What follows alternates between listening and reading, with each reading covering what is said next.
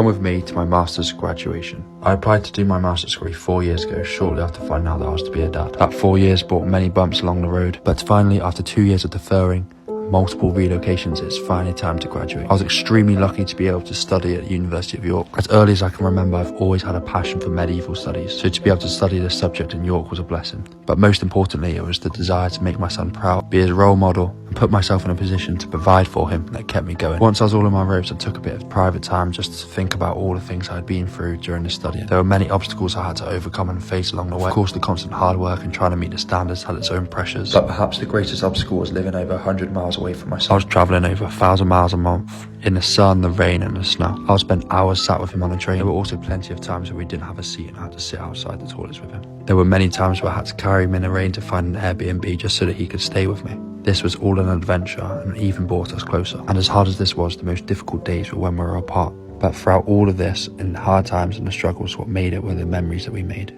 The fun times definitely outweighed the bad. So when I was finally able to walk along the stage and graduate, I knew that everything had been worth it. And one day you'll admire how I got through the most difficult time of my life.